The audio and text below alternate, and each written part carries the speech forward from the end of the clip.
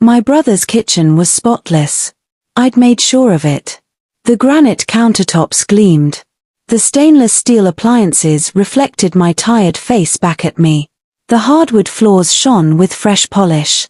Every surface wiped, every corner scrubbed, every trace of lived-in mess erased. "Thanks, June," Stephen said, not looking up from his laptop. He was sitting at the kitchen island I'd just cleaned, reviewing spreadsheets. "Just leave the invoice on the counter. Melissa will process it with the other household accounts." Household accounts. That's what I was. A line item in their budget between lawn service and grocery delivery. "Sure," I said quietly. My sister-in-law Melissa breezed in, phone pressed to her ear, designer yoga outfit somehow pristine despite her claiming she just finished a workout. She saw me, gave a vague wave, mouthed thank you, and continued her conversation about some charity gala. I'd been cleaning their house every Tuesday for 6 years. In that time, Melissa had never asked me a single personal question. Not how I was doing. Not if I was married. Not whether I had kids or hobbies or dreams beyond their 4,000 square foot colonial. I was invisible. Useful, but invisible. Stephen glanced up as I packed my supplies. "Hey, before you go, could you do the guest bathroom too? Mom and Dad are visiting next week, and you know how Dad is about cleanliness." I did know. I probably knew Dad better than any of them did now. "Of course," I said. "Great. Just add it to the invoice. Actually, you know what? Don't. Family rate." He smiled like he'd given me a gift. Family rate. The discount they insisted on despite their combined household income exceeding $500,000 annually. The reduced fee that had been gradually lowering over the years until I was essentially cleaning their house for materials cost and gas money. But I said nothing. Just nodded. Went to clean their guest bathroom with its heated floors and rainfall shower and designer tile that cost more per square foot than my monthly rent. The Chen family had 4 children. 3 successes and 1 disappointment. My older brother Stephen was a corporate attorney. Partner at a prestigious firm. Married to Melissa, who came from old Philadelphia money and spent her days managing their investments and social calendar. My sister Caroline was a surgeon. Orthopedic. Earned more in a month than most people did in a year. Married to another surgeon, Richard. They had 2 perfect children and a house that looked like it belonged in Architectural Digest. My younger brother Marcus was in finance. Investment banking, the kind that required 70-hour weeks and generated massive bonuses. Recently engaged to Priya, a corporate consultant with an MBA from Wharton. And then there was me, June, the housekeeper. I dropped out of college at 20 to care for our mother during her cancer treatment. The plan had been to go back once she recovered. But she died 2 years into my caregiving, and by then, my siblings had graduated, launched careers, moved into their success stories. Dad had fallen apart after Mom died. I'd stayed home to help him, cooking, cleaning, managing the household. My siblings visited occasionally, always in a rush, always with somewhere more important to be. "You're so good at this domestic stuff," Caroline had said once, not unkindly. "Maybe you should start a cleaning business." So I had. Chen Home Services.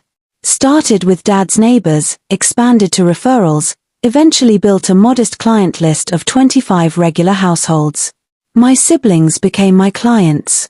Family supporting family, Stephen had said when he hired me. What he meant was, "We'll pay you less than market rate and you'll be grateful for it." But I was grateful. Grateful to be useful. Grateful to be included in their lives, even as the help. For 15 years, I cleaned their homes and listened to their lives. Listened to Stephen complain about tax implications on his stock options while I scrubbed his toilets. Listened to Caroline discuss real estate investments while I mopped her floors. Listened to Marcus analyze market trends while I dusted his bookshelves. They talked as if I wasn't there. Or as if I was there but couldn't possibly understand. The housekeeper sister, too simple for complex financial concepts. If they'd asked, They would have learned that I understood perfectly. But they never asked. My real education happened in Dad's study.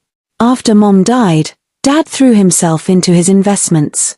He'd always been careful with money, a postal worker for 35 years. He'd saved diligently, invested conservatively. By the time Mom got sick, he had a nest egg of about $400,000. Respectable, but not remarkable. I'd been helping him organize paperwork one evening, 6 months after the funeral. He was staring at his computer, looking lost. "I don't understand these statements anymore," he'd said. "Your mother handled this.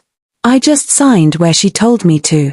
I'd looked over his shoulder, seen the brokerage account, the mutual funds, the allocation that was far too conservative for someone his age with his risk tolerance.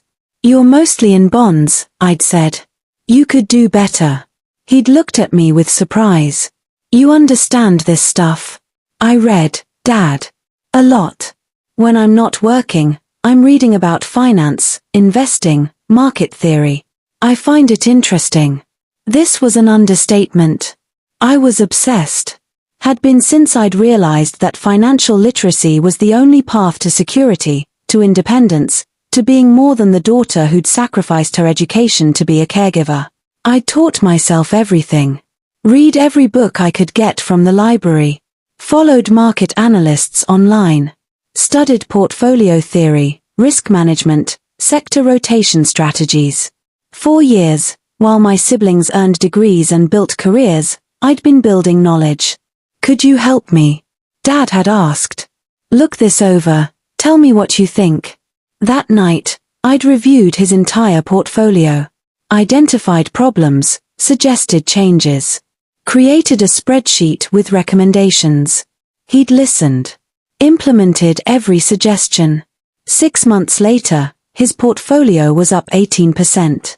"June," he'd said, voice shaking. "How did you do this?"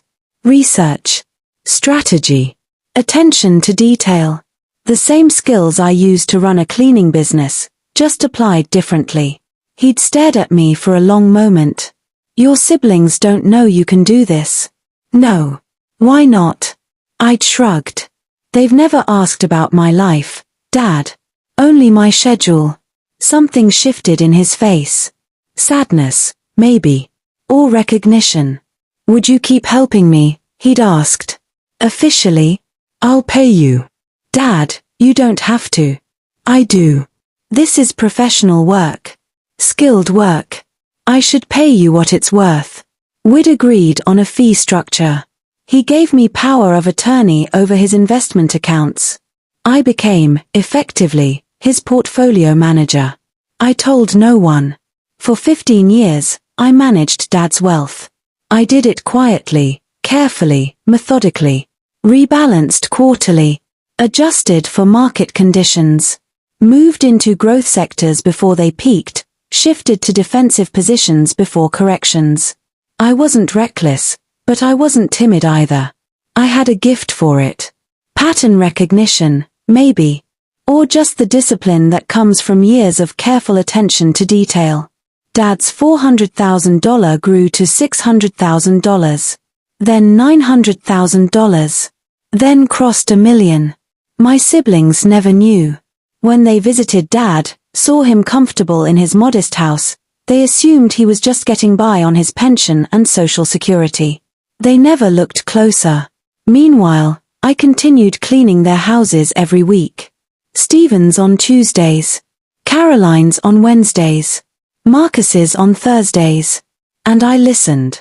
Stephen talking about his 401k strategy, too aggressive, too concentrated in his employer's stock. I said nothing. Caroline complaining about her financial advisor's fees, 2% annually for mediocre returns. I said nothing. Marcus bragging about his stock picks, chasing momentum, ignoring fundamentals. I said nothing.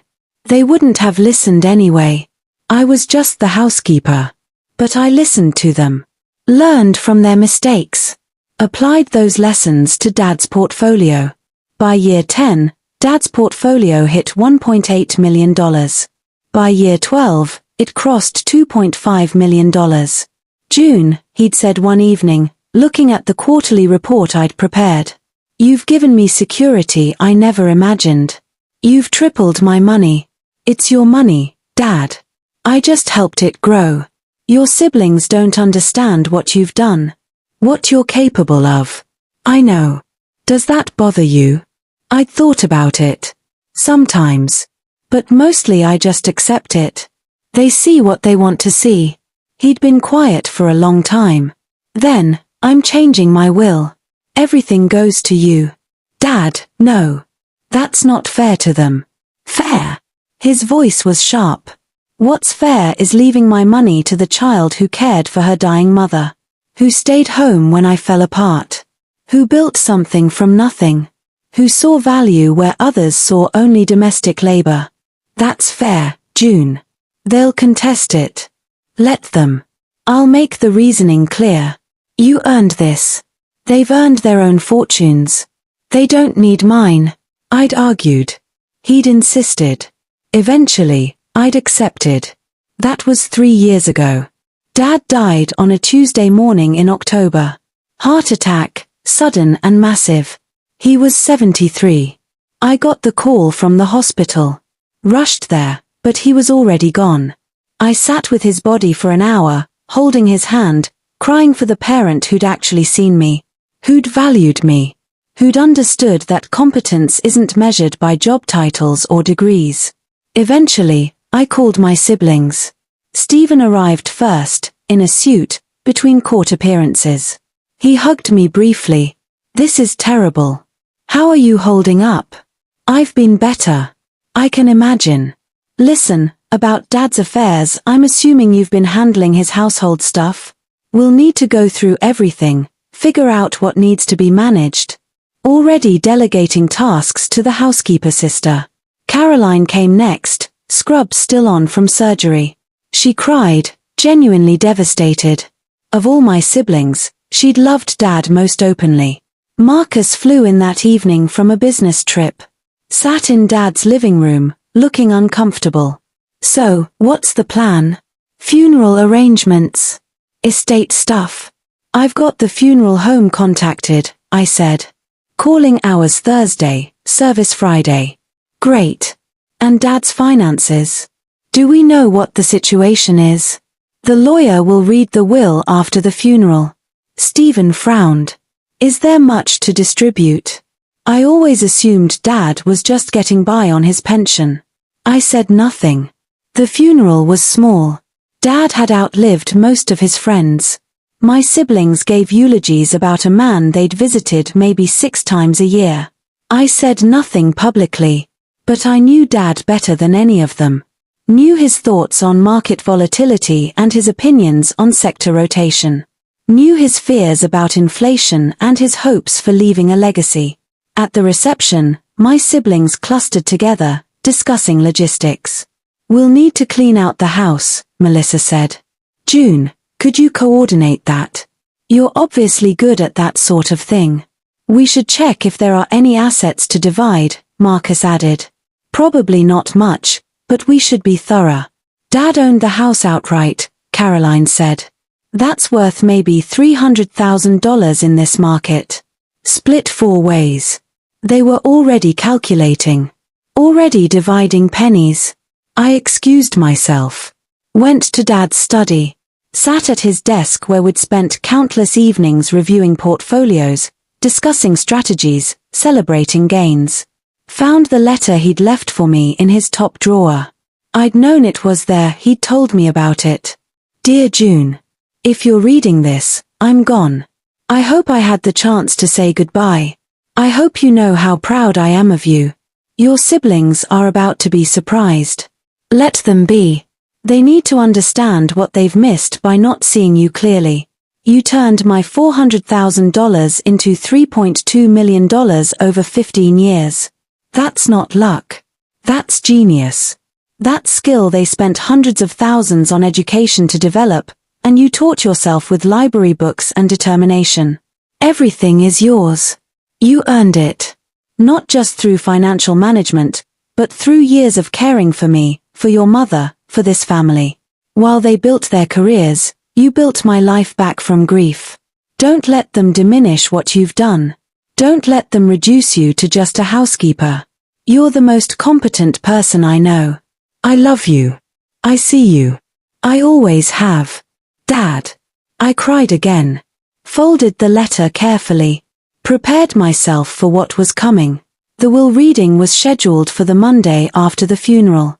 Dad's lawyer, Martin Chen, no relation, had his office in a modest building downtown. All four of us gathered in his conference room. Stephen and Melissa sat together. Caroline and Richard. Marcus and Priya. And me, alone at the end of the table. Thank you all for coming, Martin said. I know this is a difficult time. Raymond was very clear about his wishes, and he asked me to ensure they were executed precisely. He opened the file. Raymond Chen's estate consists of his home, valued at approximately $290,000, and his investment portfolio, currently valued at $3.2 million. Silence. Stephen's mouth fell open. I'm sorry, did you say 3 million? 3.2 million, yes. That's impossible, Marcus said. Dad was a postal worker. He lived modestly. There's no way. I assure you, the valuation is accurate. I can provide full documentation. Caroline was shaking her head. How? Even with good investing, starting from what Dad had, the returns would need to be extraordinary. They were, Martin said. Raymond had an exceptional portfolio manager for the past 15 years. Someone who tripled his initial investment through careful, strategic management. Who? Stephen demanded. What firm? We should have known about this. We could have reviewed the strategy, ensured it was appropriate. The portfolio manager wasn't a firm, Martin said. It was your sister, June. You could have heard a pin drop. Excuse me? Stephen said finally. Martin looked at me. Ms. Chen, would you like to explain? I took a breath. Dad gave me power of attorney over his investment accounts 15 years ago. I've been managing his portfolio since then. Rebalancing, sector rotation, risk management. Everything. You, Marcus said slowly. You've been managing Dad's millions. I started with his $400,000. Built it to what it is now. That's absurd, Melissa said. June cleans houses. She doesn't have credentials, training. I'm self-taught, I said quietly. I've been studying finance and investment theory for 20 years. Since before Mom died. Stephen was red-faced now. And Dad just let you? Without consulting any of us. Without professional oversight. Dad trusted me. And I delivered. Average annual return of 12.8% over 15 years. Significantly outperforming the S&P 500. Caroline's expression was complex. Shock, yes. But also something like hurt. Why didn't you tell us? When would I have told you? While I was cleaning your toilets? When you were discussing your own investments like I wasn't in the room? When you were explaining basic financial concepts to each other as if I couldn't possibly understand? Silence. Martin cleared his throat. Shall I continue with the will? Please, I said. Raymond's wishes are straightforward. He leaves the house to be sold, with proceeds distributed equally among his 4 children. However, the investment portfolio, the $3.2 million, goes entirely to June. What? Stephen stood. That's not legally valid. He can't. He absolutely can, Mr. Chen. And he did. His reasoning is documented extensively. Let me read it. Martin picked up another document. Began reading in Dad's voice, words I'd heard him dictate to Martin a year ago. I leave the bulk of my estate to my daughter June for the following reasons. First, she earned it. She managed these investments with skill and dedication. The money exists in its current form because of her expertise. Second, she sacrificed her own education and career to care for her dying mother and her grieving father. While her siblings built their careers, she built our lives back from tragedy. Third, She has been underestimated and undervalued by her family for decades. This is my final attempt to show her that I saw her clearly. That I valued her not just for her usefulness, but for her competence, her intelligence, and her character. Martin looked up. He continues, my other children have built successful careers and accumulated their own wealth. They don't need mine. June does. Not because she can't earn her own, she's proven she can, but because she deserves recognition for what she's already done. For the years she gave to this family. For the financial security she created for me. This is not charity. This is payment for services rendered and acknowledgement of worth. The silence was thick with shock and something else. Embarrassment, maybe. This is ridiculous, Stephen said, but his voice had lost its confidence. June, tell him. Tell him this isn't right. We should split it equally. Why? I asked simply. Because we're family. Because that's fair. Is it fair that I cleaned your house every week for 6 years at a family discount? Is it fair that you've never once asked me about my life? Is it fair that you treated me like hired help who happened to share your DNA? That's not, Caroline started. Yes, it is. All of you. Every single one of you has made it clear that my value to this family is based on what I can do for you. Clean your homes. Manage your schedules. Be useful. But never equal. Never worthy of your actual respect. Marcus was shaking his head. You're twisting this. We never thought. You never thought at all. That's the problem. You never thought to ask what I was reading. What I was learning. What I was capable of. You just assumed that because I cleaned houses, that was all I could do. We're going to contest this, Stephen said. No judge will uphold a will that's so clearly influenced by what? Martin interrupted. By a father's gratitude toward the daughter who cared for him? By his recognition of her professional services? By his desire to compensate her for years of undervalued labor? Good luck with that argument. He was elderly, Melissa tried. Perhaps his judgment was compromised. Raymond was sharp until the day he died, Martin said. I have medical documentation confirming his mental competency when this will was executed. I have detailed records of his decision-making process. I have emails spanning 3 years discussing his reasoning. You will not win this contest. Priya spoke for the first time. Maybe they shouldn't try. Marcus looked at her, shocked. Priya. I'm serious. Listen to what you all sound like. Your sister tripled your father's wealth. Provided him with financial security. And now you're angry that he left her that money. The money that exists because of her work. She's a housekeeper, Melissa said. She's a portfolio manager who cleaned houses on the side, Priya corrected. There's a difference. Caroline was crying quietly. Of all of them, she looked most devastated. June, I didn't know. We didn't know. You could have, I said softly. You could have asked. Any of you could have asked. But you never saw me as someone worth asking about. The meeting ended shortly after. Stephen and Melissa left first, talking urgently about legal options. Marcus and Priya followed, Priya giving me a small nod that might have been respect. Caroline lingered. June, I'm sorry. Truly. I've been a terrible sister. Yes, I said. You have been. She flinched. Is there any way to fix this?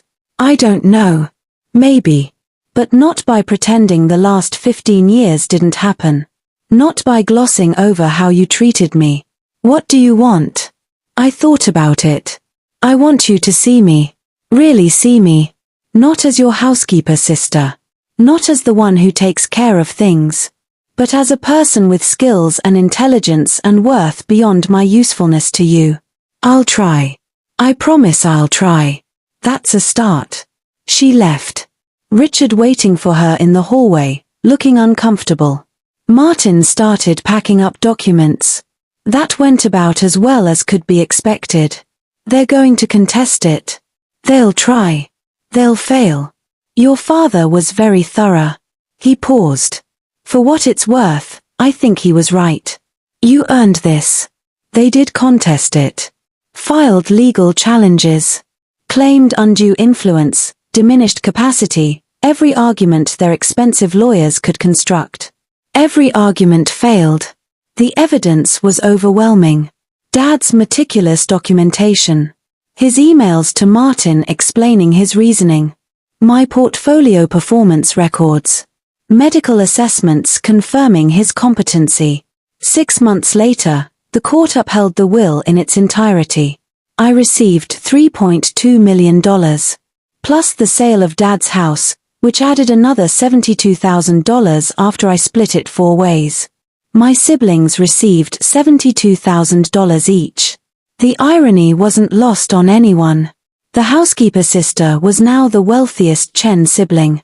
I quit cleaning houses immediately. Didn't need the income anymore.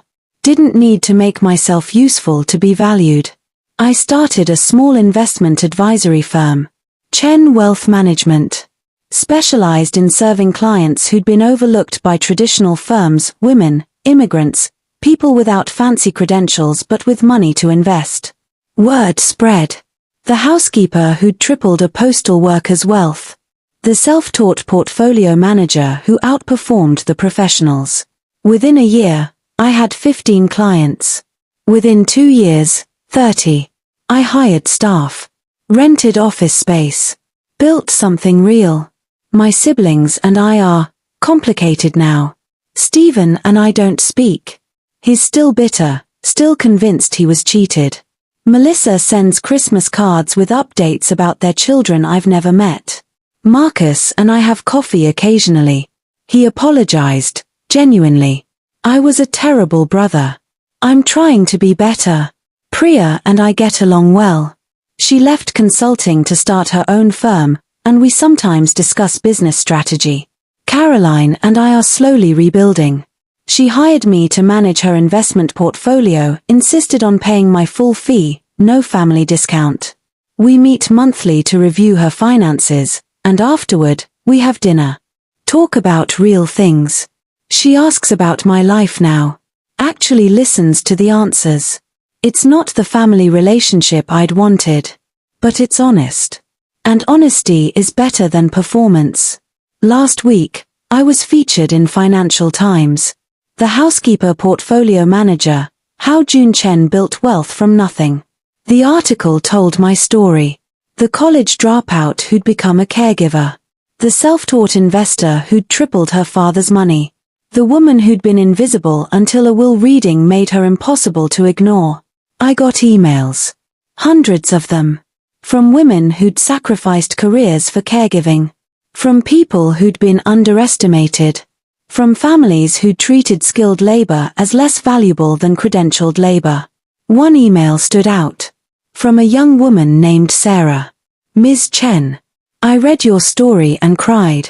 I dropped out of school to care for my mom during her chemo.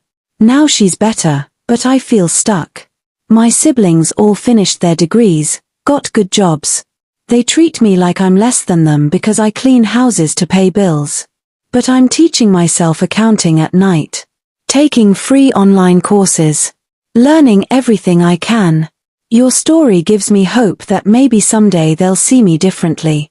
Thank you for sharing your truth. I wrote back. Sarah. They might see you differently someday. Or they might not. People often see what they want to see, what confirms their existing beliefs. But here's what I learned. Their vision of you matters less than your vision of yourself. I spent 15 years proving myself to people who weren't paying attention. The real transformation happened when I stopped needing their validation. Keep learning. Keep building your skills. Keep believing in your own competence. Not to prove something to your siblings, but to prove something to yourself. You're not less than them. You're just on a different path. And sometimes the unconventional paths lead somewhere extraordinary. June. I'm writing this from my office. Not fancy, a converted brownstone in a modest neighborhood. But it's mine. Built with my skills, my knowledge, my determination. On my wall, I have 2 framed items. The first is Dad's letter. The one he left in his desk. The words that saw me clearly. The second is my business license. Chen Wealth Management. Official recognition that I'm not a housekeeper who dabbles in finance. I'm a financial professional who used to clean houses. There's a difference. My siblings couldn't see it. My clients do. More importantly, I see it. I'm not writing this for revenge or vindication. I'm writing it because somewhere, someone else is being underestimated. Someone else is being valued only for their usefulness. Someone else is teaching themselves skills in secret, building competence that no one acknowledges. This is for you. Your worth is not determined by other people's perception. Your capabilities are not limited by their expectations. Your potential is not defined by their assumptions. I was the housekeeper sister. The college dropout. The one who cleaned toilets while her siblings discussed investment strategies they'd learned in business school. Now I'm the portfolio manager who tripled a $400,000 nest egg into $3.2 million. Who built a successful advisory firm. Who proved that competence doesn't require credentials, just dedication, intelligence, and the courage to trust your own abilities. Your family might not see you clearly. They might never see you clearly. But you can see yourself. And sometimes, that's enough. Sometimes, that's everything. The end.